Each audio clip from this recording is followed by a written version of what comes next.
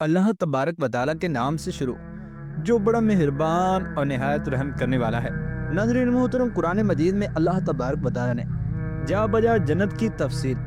بتاتے ہوئے پانی کے چشموں، دودھ، شہد اور شراب کی نہروں، پھلوں، باغات، گھنے سایوں، ٹھنڈی چھاؤں، پرندوں کے گوشت، نادر اور قیمتی مسندوں اور حور و قصور کا ذکر فرمایا ہے۔ دنیاوی اعتبار سے یہ ساری چیزیں عیش و عشرت کا نقطۂ عروج سمجھی جاتی ہیں۔ اس لحاظ سے بعض ملحد، بے دین ادبا، شعراء وغیرہ نے جنت کا نقشہ انتہائی شوقیانہ انداز میں پیش کرنے کی کوشش کی ہے، گویا جنت ایک ایسا عشرت کدہ ہے جس میں داخل ہوتے ہی دنیا میں پارسائی اور تقوی کی خشک زندگی بسر کرنے والے زہاد اور متقی اپنی پارسائی اور تقوی کا لبادہ اتار پھینکیں گے۔ ہر سو جام اور سبو کی محفلیں سجی ہوں گی، شادیانوں اور چنگ و رباط کی صدائیں بلند ہو رہی ہوں گی، حوروں کے ہجوم جا بجا اہل جنت کے دل بہلا رہے ہوں گے، مجرے خانے ہجوم کے عاشقوں سے کھچا کھچ بھرے ہوں گے، اور میں کدے میں کشوں اور ساکیوں کے دم قدم سے آباد ہوں گے۔ کیا جنت واقعی ایسا عشرت کدہ ہے؟ آئیے جنت بنانے والے اور جنت کی خبر لانے والے ہی سے پوچھتے ہیں کہ جنت کیسی ہے۔ اللہ تبارک و تعالیٰ قرآن مجید میں ارشاد فرماتا ہے کہ جنتی لوگ جنت میں داخل ہوں گے تو ان کا استقبال کرنے والے فرشتے سلام علیکم، السلام علیکم کہہ کر ان کا استقبال کریں گے۔ طب تم بہت اچھے رہے کہہ کر انہیں مبارکباد دیں گے، جس پر جنتی لوگ الحمدللہ کہہ کر اللہ تبارک و تعالیٰ کا شکر ادا کریں گے۔ اہل جنت ہر سانس کے ساتھ اللہ تبارک و تعالیٰ کی تسبیح سبحان اللہ کہنا اور تحمید کہتے رہیں گے۔ جب ایک دوسرے سے ملیں گے تو السلام علیکم کہیں گے۔ باہمی گفتگو کے خاتمے پر الحمدللہ رب العالمین کے پاک کلمات کہہ کر ایک دوسرے سے جدا ہوں گے۔ جنتی لوگ فضول، بےہودہ، فحش، جھوٹی اور لغو باتیں نہ کریں گے اور نہ سنیں گے۔ جنت کی حوریں اہل جنت کے لیے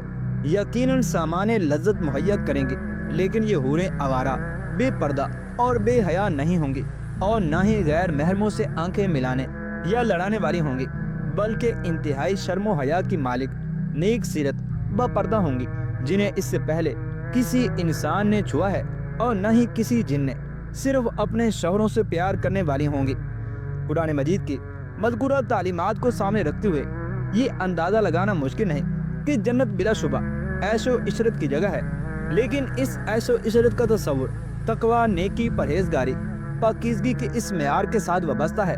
جس کا مطالبہ اللہ تبارک و تعالیٰ نے عباد الرحمن سے اس دنیا میں کیا تھا،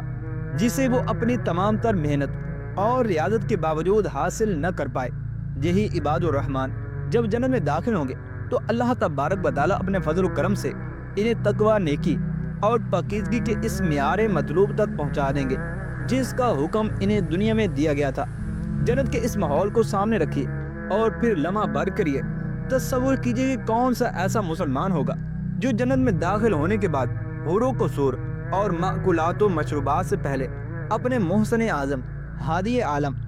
رحمت للعالمین، امام الانبیاء اور سید الاتقیاء صلی اللہ تعالی علیہ وسلم کے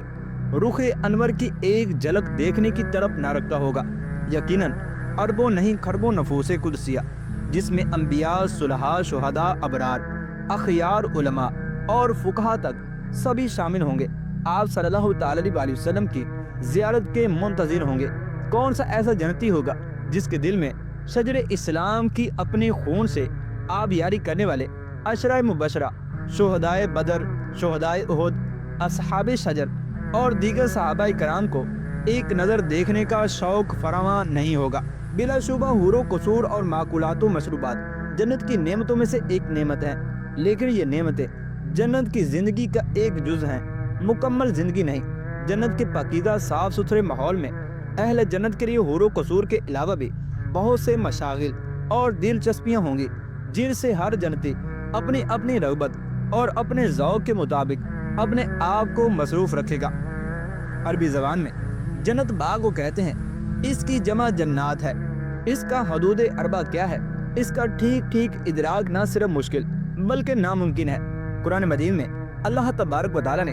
خود ہی ارشاد فرمایا، اور کوئی شخص نہیں جانتا جو کچھ اس کی آنکھوں کی ٹھنڈک کے لیے ان سے چھپا کر رکھا گیا ہے، یہ بدلہ ہے ان اعمال کا جو وہ کرتے تھے۔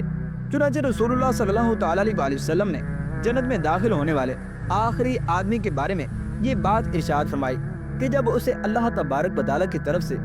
جنت میں داخل ہونے کی اجازت ملے گی تو وہ عرض کرے گا، یا اللہ اب تو ساری جگہ پر ہو چکی ہے، میرے لیے کیا بچا ہوگا؟ اللہ تبارک و تعالیٰ فرمائے گا، اگر تجھے دنیا کے کسی بڑے سے بڑے بادشاہ کی مملکت کے برابر جگہ مل جائے تو تو خوش ہو جائے گا؟ بندہ عرض کرے گا، ہاں یا اللہ کیوں نہیں؟ اللہ تبارک و تعالیٰ ارشاد فرمائے گا، جاؤ جنت میں تمہارے لیے دنیا کی بڑی سے بڑی مملکت کے برابر اور اس سے 10 گنا مزید جگہ بھی ہے۔ چنانچہ جنت میں داخل ہونے والے آخری آدمی کو اتنی جگہ عطا فرمانے کے باوجود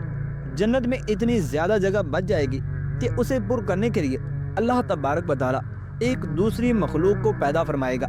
جنت کے درجات کا ذکر کرتے ہوئے رسول اللہ صلی اللہ تعالیٰ علیہ وسلم نے ارشاد فرمایا کہ اس کے 100 درجے ہیں اور ہر درجے کے درمیان زمین و آسمان کے برابر فاصلہ ہے۔ اور جنت کے سایہ دار درختوں کا ذکر کرتے ہوئے رسول اللہ صلی اللہ تعالیٰ علیہ وسلم نے ارشاد فرمایا کہ ایک درخت کا سایہ اتنا طویل ہوگا کہ گھوڑ سوار 100 سال تک اس کے سائے میں سفر کرے تب بھی سایہ ختم نہ ہوگا۔ اور سورہ دہر کی آیت نمبر 20 میں اللہ تبارک و تعالیٰ نے خود یہ بات ارشاد فرمائی کہ جنت میں تم جدھر بھی نگاہ ڈالو گے نعمتیں ہی نعمتیں اور ایک بڑی سلطنت کا سر و سامان تمہیں نظر آئے گا، اور اہل جنت کے چہرے روشن ہوں گے، آنکھیں قدرتی طور پر سرمنگی ہوں گی، سر کے بالوں کے علاوہ سارے جسم پر کہیں بال نہیں ہوں گے، حتیٰ کہ داڑھی اور مونچھ کے بال بھی نہیں ہوں گے، عمریں 30 اور 33 سال کے درمیان ہوں گی، قد کم و بیش 90 فٹ کے برابر ہوگا۔ اہل جنت ہر قسم کی غلاظت سے پاک اور صاف ہوں گے، حتیٰ کہ تھوک اور ناک تک کی ریڑھ سے بھی پاک ہوں گے۔ پسینہ آئے گا لیکن اس سے مشک کی خوشبو آئے گی۔ اہل جنت ہمیشہ صحت مند رہیں گے، نہ بیمار ہوں گے اور نہ بڑھاپا ان کو آئے گا اور نہ ہی موت۔ جنتی خواتین کی صفات کا قرآن مجید میں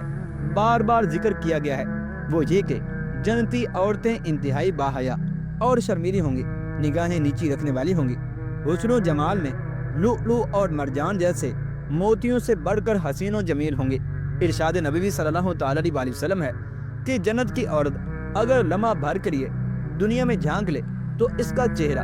مغرب و مشرق کے درمیان ہر چیز کو روشن کر دے گا، اور مشرق و مغرب کے درمیان ساری فضا کو خوشبو سے معطر کر دے گا۔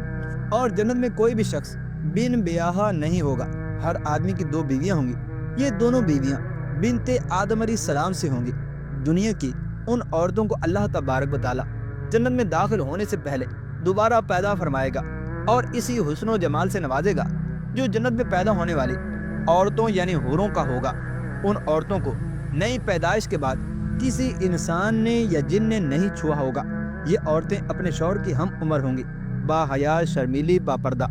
نرم و نازک اور اپنے شوہروں سے ٹوٹ کر پیار کرنے والی ہوں گی۔ جنتی لوگ اپنے اپنے محلات کے اندر اپنی بیویوں کے ہمراہ گھنے اور ٹھنڈے سایوں میں بہتی نہروں کے کنارے سونے، چاندی اور موتیوں سے آراستہ مسندیں جمائے